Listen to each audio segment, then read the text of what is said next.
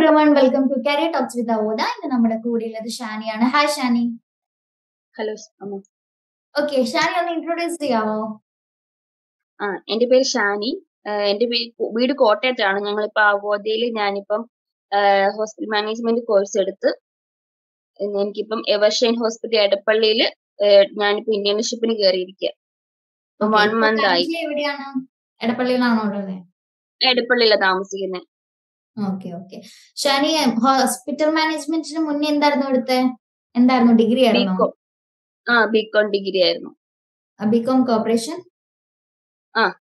Okay, BCom കോർപ്പറേഷനിൽ നേരെ hospital മാനേജ്മെന്റിലേക്ക് പോയപ്പോ എന്തായിരുന്നു അങ്ങനെ ഒരു ട്രാൻസ്ഫോർമേഷന് കാരണം?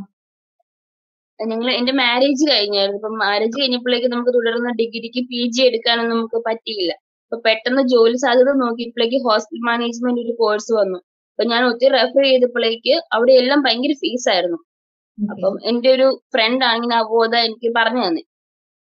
ഞാൻ അവിടെ ഞാൻ ജോയിൻ ചെയ്തപ്പോഴേക്ക് ഞാൻ ഒട്ടും പ്രതീക്ഷിച്ചില്ല. 2800 രൂപയ്ക്ക് ഒട്ടും പ്രതീക്ഷിക്കാത്തൊരു സംഭവമായിരുന്നു. പിന്നെ പഠിച്ചു കഴിഞ്ഞപ്പോ എന്നോട് കുറെ പേര് നെഗറ്റീവ് ഒക്കെ പറഞ്ഞു. കോഴ്സ് ഇപ്പൊ ചുമ്മാ നമ്മളെ കളിപ്പീരാ, ജോലിയൊന്നും കിട്ടാൻ പോകുന്നില്ല എന്നൊക്കെ പറഞ്ഞു. ഒരു വലിയ ഉറപ്പൊന്നും ആരും പറഞ്ഞു. അപ്പൊ എനിക്കും ഡൗട്ട് വന്നിപ്പോ എന്റെ ഗൈഡിനോട് ഞാൻ ചോദിച്ചു, മാഡം ഇങ്ങനെ കുറെ പേര് എന്നോട് പറഞ്ഞു. അപ്പൊ മാഡം പറഞ്ഞു അത് ചുമ്മാ നമ്മുടെ ഇതുപോലെ ഇരിക്കും എന്ന് പറഞ്ഞു. അങ്ങനെ ഞാൻ ചെയ്തു. എന്നും ജാബിൽ അറ്റൻഡ് ചെയ്യുന്നുണ്ടായിരുന്നു. ക്ലാസ് ഉണ്ടായിരുന്നപ്പോൾ ഞാൻ ജാബ് അറ്റൻഡ് ചെയ്യുന്നുണ്ടായിരുന്നു. ഓക്കെ, ജാബ് പ്രോഗ്രാം എങ്ങനെയുണ്ടായിരുന്നു? യൂസ്ഫുൾ ആയിരുന്നോ? അത് ഒത്തിരി യൂസ്ഫുൾ. നമുക്ക് ഇന്റർവ്യൂ ഞാൻ ആദ്യം പറഞ്ഞ ഫ്രഷർ ആയതുകൊണ്ട് എനിക്ക് ഇന്റർവ്യൂ ഒക്കെ ഭയങ്കര പേടിയുള്ള സംഭവമായിരുന്നു. ജാബ് അറ്റൻഡ് ചെയ്ത് കഴിഞ്ഞാൽ പിന്നെ എനിക്ക് ആ ഒരു പേടി അങ്ങ് പോയി. നമ്മള് എല്ലാവരുടെ മുമ്പിൽ ഓൺലൈൻ പ്ലാറ്റ്ഫോമിലാണല്ലോ ജാബ്. ക്വസ്റ്റ്യൻ ഒക്കെ ചോദിക്കുമ്പോൾ ശരിക്കും ഒരു കോൺഫിഡൻസ് ആയിരുന്നു നമുക്ക്. പെട്ടെന്ന് ജോലി ഇന്റർവ്യൂ അറ്റൻഡ് ചെയ്യാനുള്ള ആ ഒരു ലെവലിലേക്ക് മാറിയോ? മാറി. നല്ല പേടിയൊക്കെ പെട്ടെന്ന് പോയി. CV ഒക്കെ ബിൽഡ് ചെയ്തായിരുന്നോ? പിന്നെ ഡൗട്ട് ക്ലിയറൻസ് സെക്ഷൻസ് എങ്ങനെയുണ്ടായിരുന്നു? ട്യൂട്ടേഴ്സ് കുഴപ്പമില്ലായിരുന്നു, ഓക്കെ ആയിരുന്നു. ഓക്കെ, ഷാനി ഇപ്പോ പറഞ്ഞു ഓൾറെഡി. ഷാനി നമ്മുടെ 2800 റുപ്പീസിന് ഇതിലേക്ക് ജോയിൻ ചെയ്ത സമയത്ത്, അവോധയിലേക്ക് ജോയിൻ ചെയ്ത സമയത്ത് ഡൗട്ട്സും കാര്യങ്ങളൊക്കെ ഉണ്ടായിരുന്നു. 2800 റുപ്പീസിന് വർത്ത് ആയിരിക്കുമോ എന്നുള്ളത് ആ ഒരു ഡൗട്ട് ഉണ്ടായിരുന്നു. ഇപ്പൊ എങ്ങനെയുണ്ട്? കറന്റ്ലി ഇപ്പൊ ഇന്റേൺഷിപ്പ് ചെയ്യുന്നു. ഇപ്പോഴുള്ള എക്സ്പീരിയൻസ് ഒട്ടും പ്രതീക്ഷിക്കാതെ പെട്ടെന്ന് കിട്ടിയത്. നമ്മള് ഒരു പ്രതീക്ഷയില്ലായിരുന്നു ഇതിന്. ഈ കുഞ്ഞ് എനിക്ക് ഹസ്ബൻഡിലാണല്ലോ നമുക്ക് പൈസ തരുന്നേ. അന്നിപ്പം അത് 2500 രൂപയ്ക്ക് എന്താ പറയുന്നത്, ശരിക്കും ഞെട്ടിപ്പൊരിക്കുക. വീട്ടിലും എല്ലാവരും ഞെട്ടിപ്പോ. വീട്ടുകാർക്കും സംശയമായിരുന്നു ജോലി കിട്ടുമോ. ഇന്റേൺഷിപ്പില് ഫ്രഷർ ആയതുകൊണ്ട് ഒരു ഇതുമില്ല. അപ്പൊ ഇന്റേൺഷിപ്പിൽ കയറി നല്ലൊരു ഹോസ്പിറ്റലാണ്, ഞങ്ങൾ നല്ലൊരു ഡോക്ടറാണ്. ഞങ്ങൾ അവോധയിൽ 2 പേരുണ്ട്. ഞങ്ങൾ 2 പേരാണ് അവിടെ ഉള്ളത്.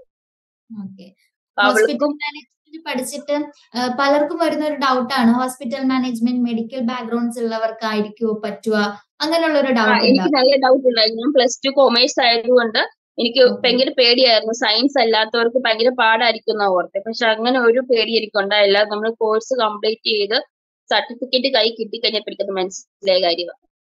നമ്മുടെ സിലബസും എനിക്ക് പഠിക്കാൻ പറ്റുന്നതും എല്ലാം തന്നെയായിരുന്നു.